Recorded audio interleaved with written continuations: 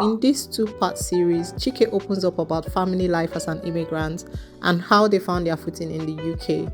We also dive into the first steps of buying their home, from choosing a location to setting a budget, and why they went for a new build. Let's get into it.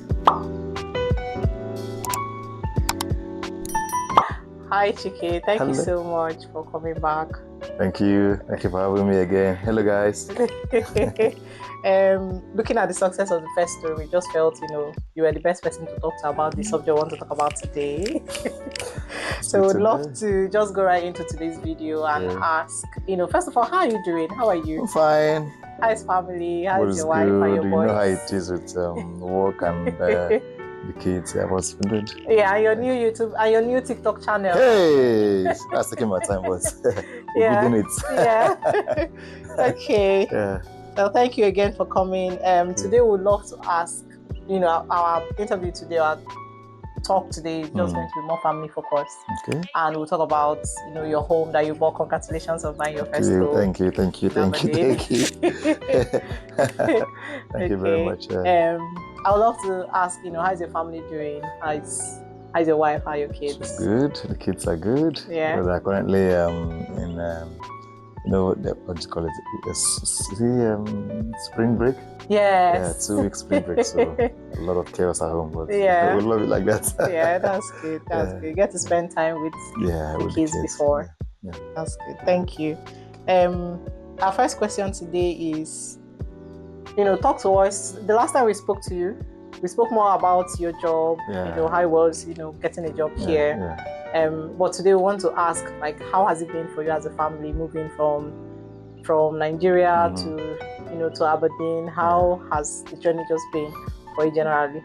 Thank you very much. Well, moving as a family has been challenging. It's not easy to just uproot the whole family and just move to an unknown land.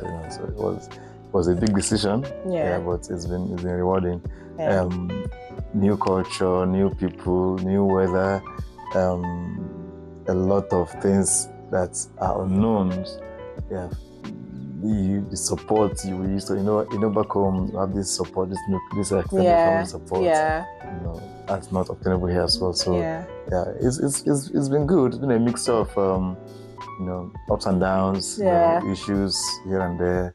Yeah, we'll keep grinding. That's overall, good. It's been good. Okay. So today we'd love to go a little bit more into the nitty-gritty.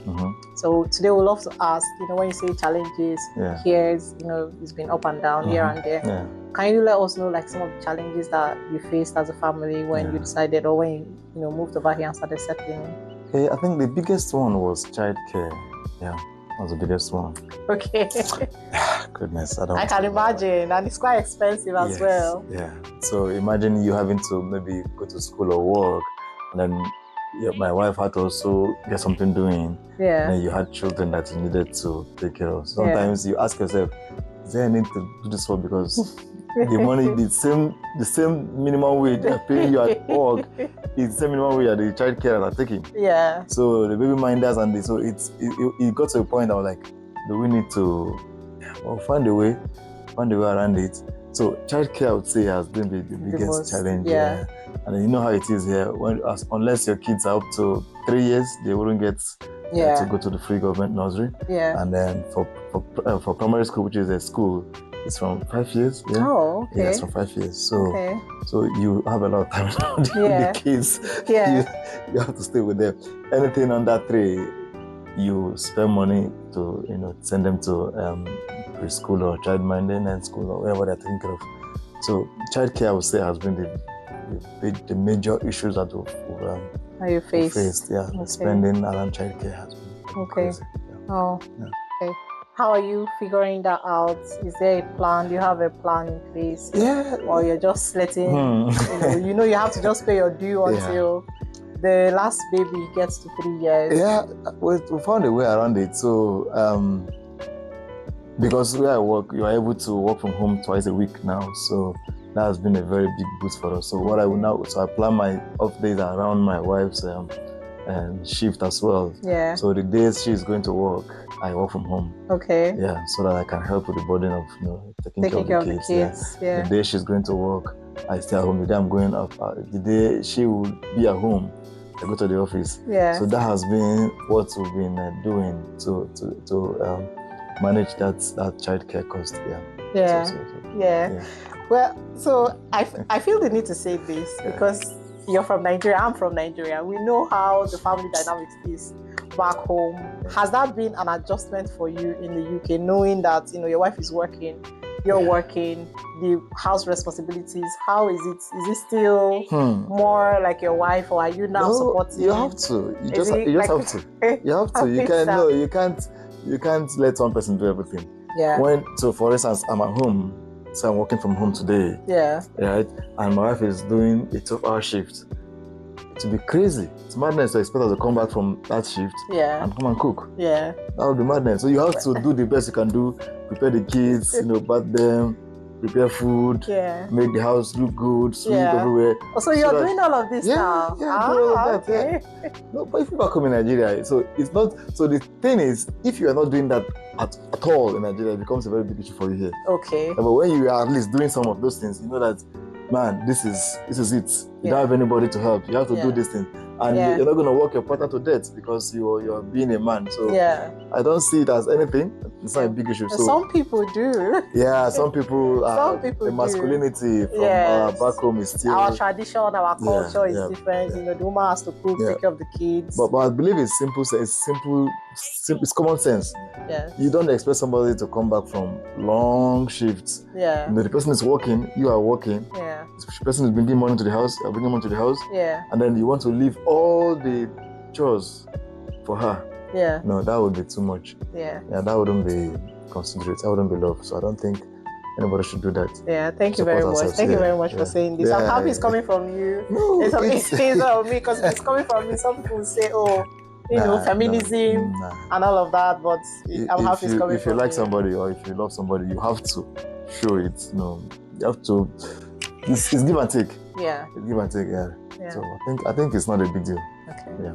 Good. I like the answer I'm getting. You can see from the smile of my face. Can I also ask, what were the things that helped you guys settle in? Were you able to find communities? Yes. Religious communities, or more, work inclined? What kind of? Yeah. So we found two communities that helped us here. Okay. First one was the church, and the second one was Mama Sita Foundation. Okay. So Mama Sita was the place where we met a lot of Nigerians. So it was a place where we were part of the community then. Yeah. Even till now, I'm still in the group. Yeah. Yeah. So I support. I go for events, meet and greet. Yeah. You see people that you can talk about your problems and they can help with solutions. Yeah. And then back in church, another wonderful community in church. Yeah. Because they made us feel welcome. In fact, we had a Deacon Femi. I think he used to live at Dice. He would come to our house in Anderson Avenue to pick us to church. Yeah. And bring us back. Aww. He was doing that every Sunday. Oh wow. God bless him. That brother was a blessing. So people showed up. People like Femi. Yeah. He was wonderful. So he kept asking about job. He kept asking, even during my interview at work, he played a key role. Yes, because I think that he was working with Expro. I think so. Expro is an oil and gas company as well. Okay. So he was asking. He was telling me, go to your school, tell them this, go to the manager, tell the manager. He kept asking and helping. So community helped us. Church community, and then, as I said, Mama Sita community. Okay. Found a place to belong and ask questions. I think sometimes the importance of finding communities and family here, is not said. Yeah. Oh my God. Because you don't know anybody. If you isolate yourself, depression can set in. Yeah. You will not know what to do as well. You lack guidance. Yeah. So if you make any mistake, you don't know who to ask. Yeah. So it's a very key thing to find a community to belong. Yeah. When they move to a new place. Yeah, that's good. That's good. I'm happy you guys are separated. Yeah, we are. I also want to say a very big congratulations on buying your first home. So the video is on TikTok, guys. Please go and check out the video of the home. It's very beautiful. Also what you did afterwards, decorating the home, and that's where we are filming today, guys. We're filming in Chike's house because I happen to live close by, thankfully. So congratulations on Thank you very much. Job well done. Thank you very much. Yeah. Can I also ask, at what point, because you're relatively new in the UK, you've not been here 5 years, 10 years. At what point did you think, oh, instead of me to keep renting, let me go for my own house? What's helped you make that change? So it was decide on it. It was something I came here with. Okay. Yeah. Okay. Because I thought about it that, guys, I'm paying somebody rent. This person is just taking the rent. Yeah. 5 years, 10 years down the line, you can just say, okay, I want to sell my house, and then quick notice, I leave the house without any equity. Yeah. Without having done any, so I just lose that whole 5 years of rent payments. Yeah. It was a no-brainer. Yeah. So the moment I qualified to buy a house in this country, I started the process. Okay. Because as a newcomer, as a new immigrant, you're not qualified from the beginning. So okay. At what point do you qualify? So I think when I started making inquiry from the day one, so they said at least I have to stay here for like 2 years plus. Okay. Yeah. So once you have stayed here for 2 years, you've built some credit score. Okay. Yeah. You've done some things to show that you are here long term. Yeah. Then you are qualified to get mortgage. Yeah. So you've got to be here for a period of years, yes, for at least 2 years. At least 2 years, I would say. And then build your credit score. Yes. Can we talk about that for a short, a short while? Can you let us know, like, how did you do your credit score? Because I have, people at work, colleagues and friends, and some of our subscribers as well, that are interested in this subject. Yeah. So they have been in the UK for a while, and their credit score is just always rubbish, and they want to know like what to do. Yeah. So, first of all, Nigeria is a cash economy. Yes. You know that. Yes. So we are not used to credit. Yes. We buy everything we own. Yes. Upfront. Exactly. We don't like taking credit for anything. Yeah. So most Nigerians have this same mentality. Yeah. They don't. I don't think it's Nigerians. I think it's Africa. Yes. I think it's Africa as a whole. My cars back home, I bought them outrightly. Yeah. Yeah. Yeah. Anything you're buying back home is outright. It's cash and carry. Cash and carry. Cash and carry. Yeah, cash and carry. Nobody's giving you any credit. Yeah. But here, it's a different ballgame. Yeah. And you have to find a way to learn that and to use the advantage. Okay. So, because how it works is you need to show that you're creditworthy. Okay. That when you take money, you are able to pay back. Okay. Yeah. That's the simplest way. That's the simplest way. Yeah. You need to show that when you are given credits, you are able to pay back as at when due. Yeah. This is what I'm looking at for. Okay. No more, no less. Okay. Okay. So when you have a credit card, so you apply for credit cards. Yeah. I have 3 now. When you apply, you have 3 credit cards. I have 3. So combined, I think about 12 or 15K in all of them. Okay. Yeah. So when you take this credit card, it doesn't mean that you're poor. It doesn't mean that you cannot afford to pay these things with your. Thank you for saying that. Yeah, because a lot of people have that mentality. No. Yeah. So our family shopping, we have a card that we use for our feeding. Okay. House feeding. So we do every expense on this house. Okay. On that card. Okay. And then we put that card on direct debits. Yeah. So at the end of the month, full. You pay it off completely. Completely. No 0%, 1% no left. interest, nothing. Okay. Everything is on full pay off. Okay. Whatever I spend every month, I pay it off. Okay. And that is how you stay off debt. You don't be on debt, so just do that. Okay. Then there are other things you need to do. You need to go and register to vote. You have to be on the electoral register as well. Yeah. That also helps your credit score. Yeah.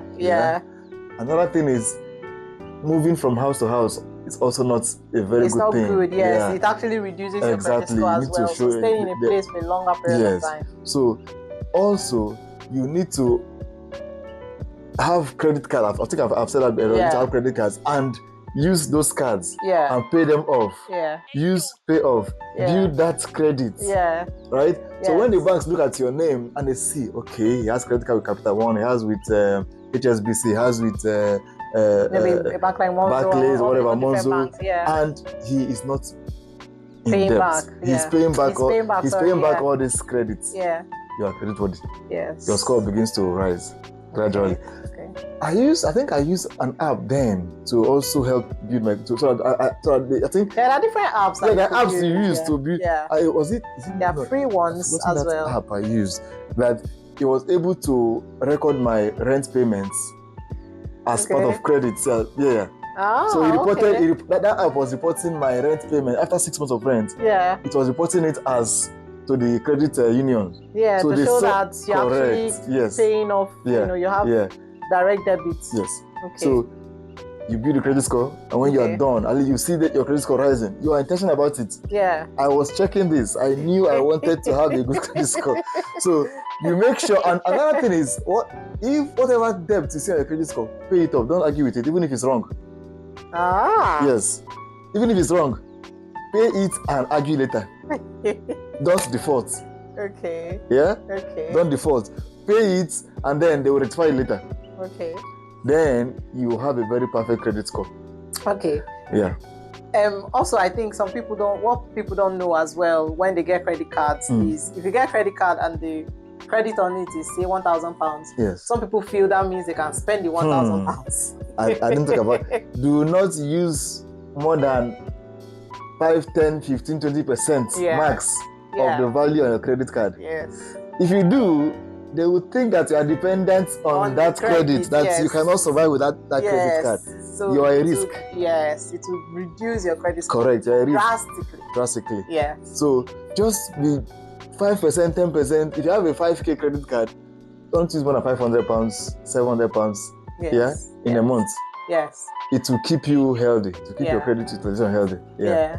Because you don't want to show, you don't want to appear to be living off the credit card. Yeah, I understand. So the credit card will not be your sustenance. Yeah. They don't want to see that. Okay. Those are very, very good points. And I'm happy that we brought it up, even though I wasn't planning to talk about credit score with you, but it's just extra points. It is, yeah. So thank you again for more information. Now let's talk about the house proper.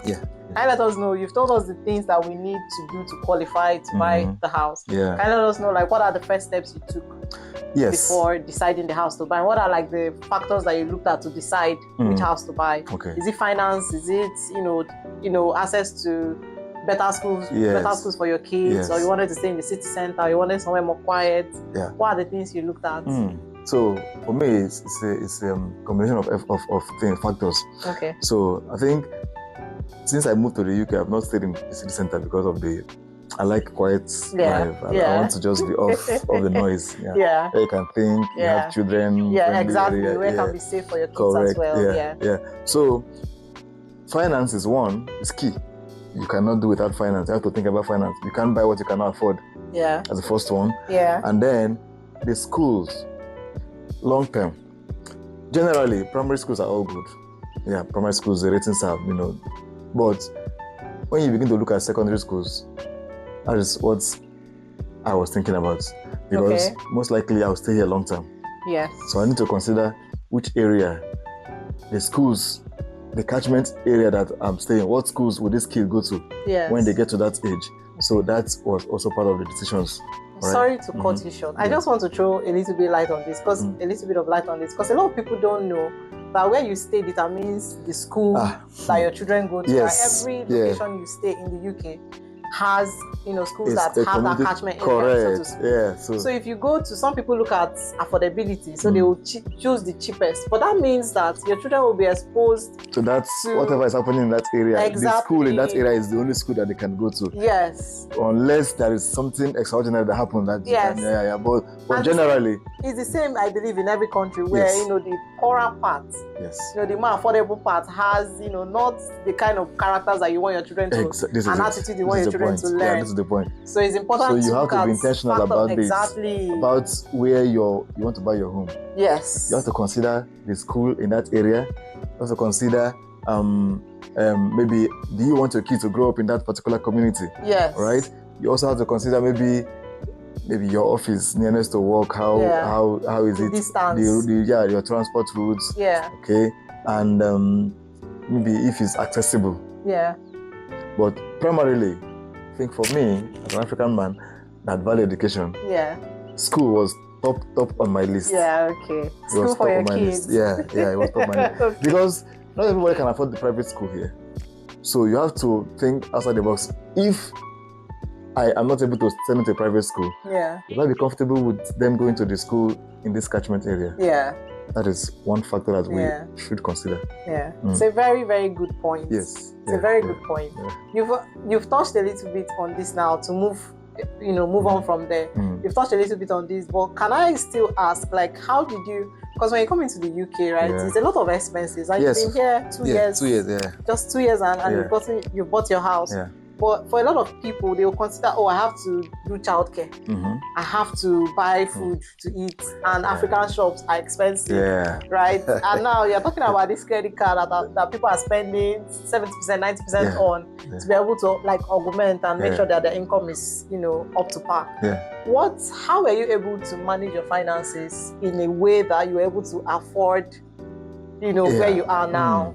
So thanks for that question. So first of all, I pay myself first.